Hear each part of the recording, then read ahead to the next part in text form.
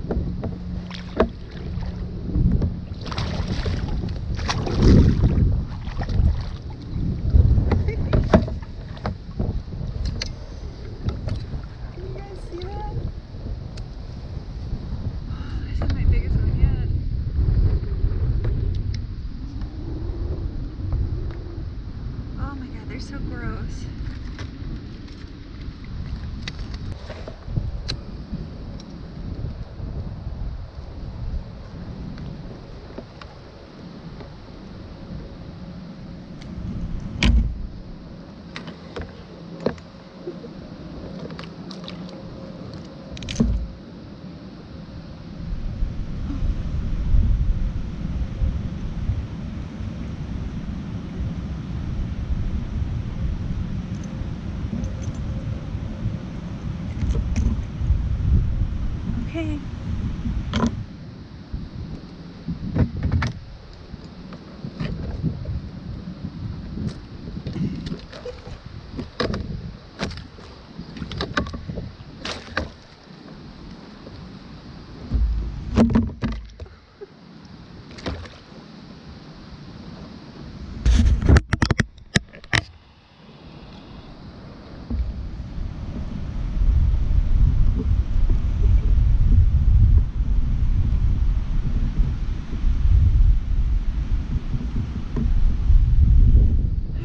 Get him back.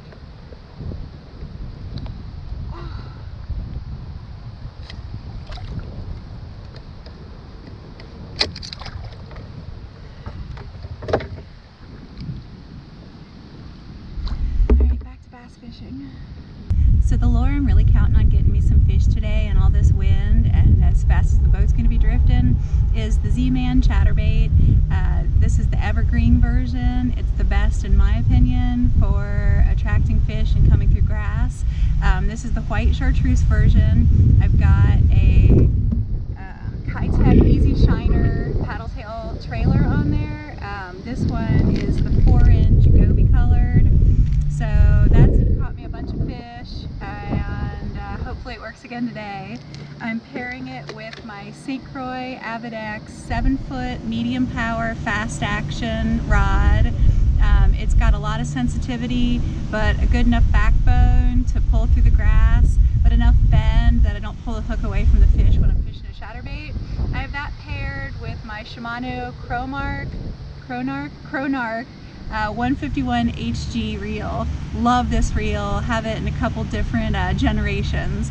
So, and I'm throwing 15-pound Seegerer Invisex fluorocarbon, my favorite line of all time. This wind wouldn't be so bad if it just kept the same direction. I could paddle upwind and then drift with it, but every time I get upwind to the end of the lake, get ready to start my drift, the wind shifts. It's like swirling around, it's crazy. But I'm gonna work with it. The chatterbait makes it pretty easy. It lets me fish in a lot of different like conditions and speeds. So I've really fallen in love with the chatterbait this year.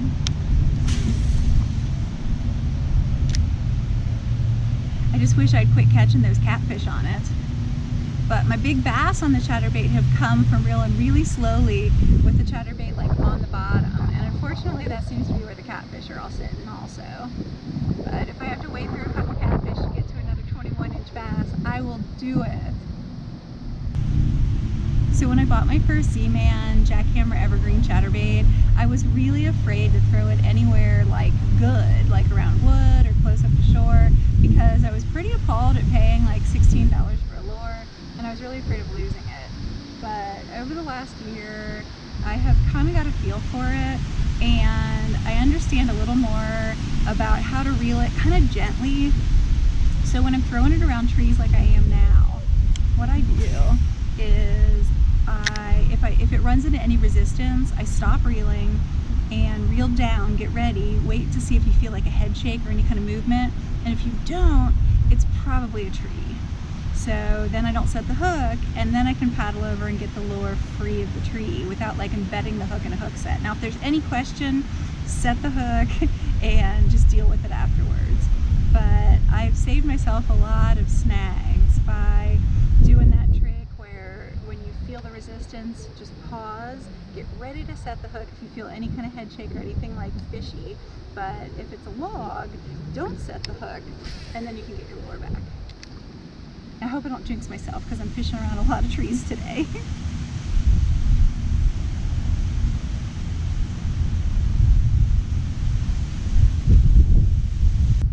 So it seems to me that this area behind me needs to be frogged. I'm going to throw my Booyah Pad Crasher. It's a hollow-bodied, soft, weedless topwater frog. I usually throw the Spro Bronzeye, but I'm trying to expand my horizons this year. So giving this guy a shot, we'll see how it goes. Love to get a topwater frog fish. I really want to frog those lily pads behind me, but the last time I was here, I actually hooked a frog in the lily pads and my line just sheared off because I don't have a reel with braid on it right now. I only have 2 bait casters and they both just have 15-pound fluorocarbon on it.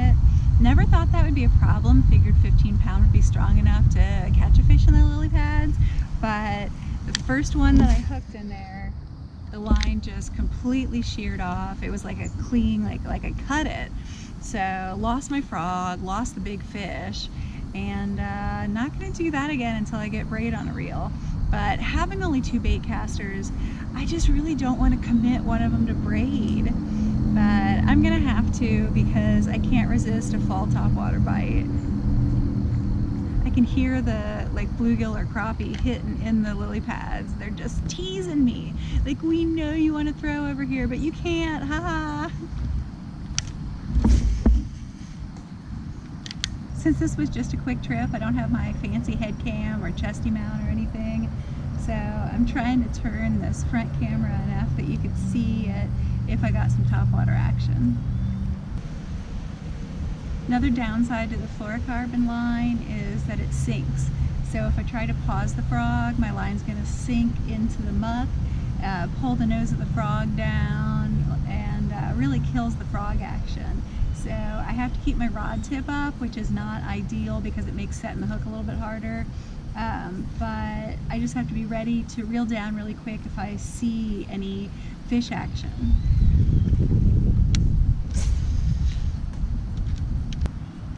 I also feel like I can't pause it that long with the fluorocarbon, because even with the rod tip up, it feels like it starts sinking.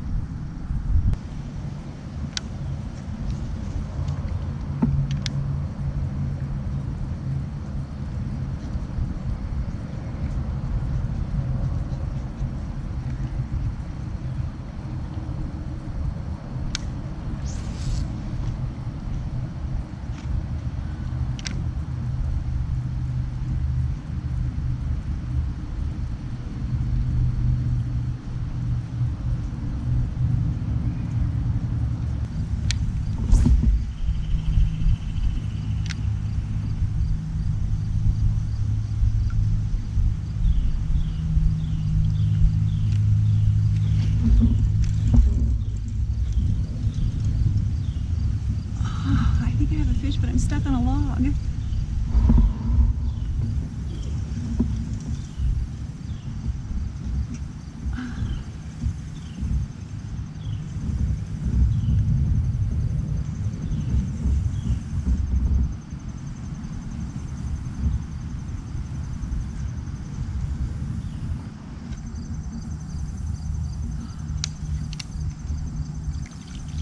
Dang it, no fish.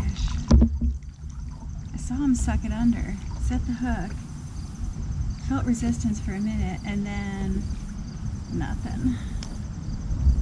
It probably had too much grass around it to get a good hook set.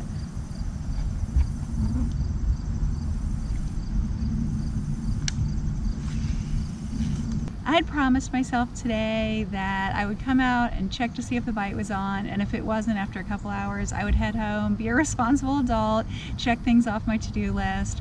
So that's what I'm going to do. I'm going to pack up, head home, and try again tomorrow.